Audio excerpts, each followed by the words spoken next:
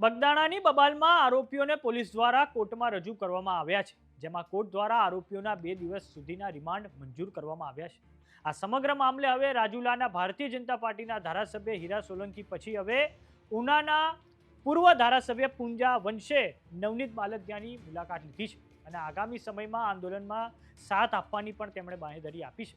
આ સમગ્ર મામલે માયાભાઈ આહિરના પુત્ર જયરાજ આહિર પર આક્ષેપો થયેલા છે. નમસ્કાર, જમાવટ સાથે હું છું પાર.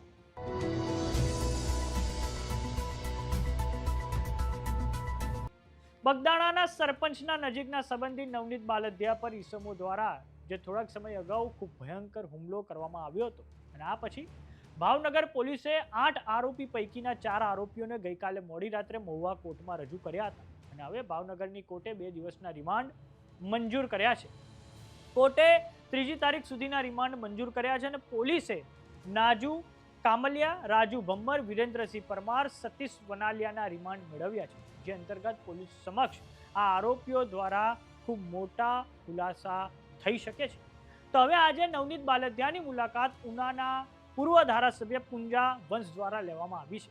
એક્સ એમએલએ પુંજા વંશે હનુમંત હોસ્પિટલની મુલાકાત લીધી છે અને પુંજા વંશે નવનીતભાઈને ખબર અંતર પૂછ્યા છે, સાથે જ આગળ આંદોલનમાં સાથ આપવાની પણ બાંહેધરી આપી છે. તો આવો નજર કરીએ દ્રશ્યો પર કે જે હનુમંત કેર હોસ્પિટલમાંથી સામે આવ્યા છે.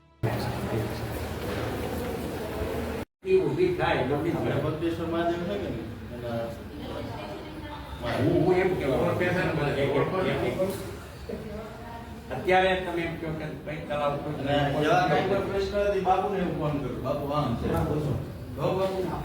બધા શું કરે પણ એ તલાવ ખોદાતું હતું ત્યારે વાસ્તવિકતા ને રજૂ કરીને એને ઉપાડવું જોઈએ, તો એની અસરકારકતા રહે. અમે એ લોકોને રજૂઆત કરેલી છે કે તમારે ગામને આશ્રમને કઈ લેના તમે તમારું કામ નું કરો, પછી ત્યાં 12 વાગે એવું કામ કરવું, આશ્રમમાં 12 વાગે એ લોકો કઈ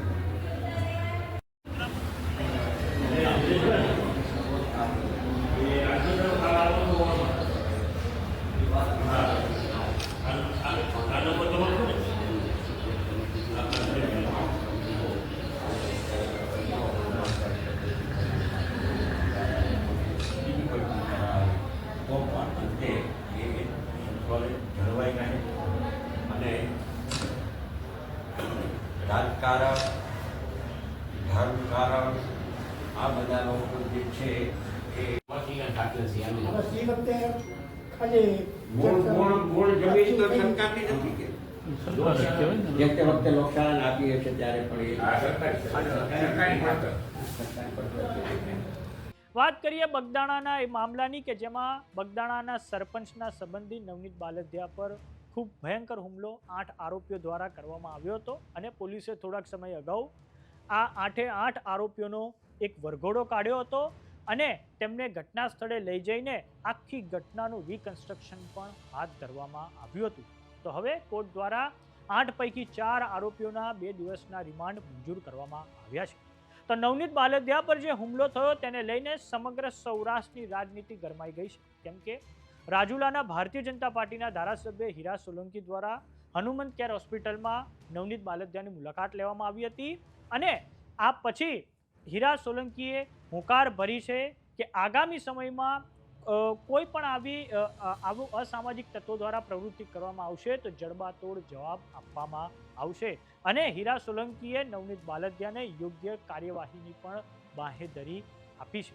અને પછી હીરા સોલંકીએ ભાવનગર ગ્રામીણના ધારાસભ્ય પરસોત્તમ સોલંકી સાથે પણ નવનીતભાઈને ફોન પર વાત કરાવડાવી હતી.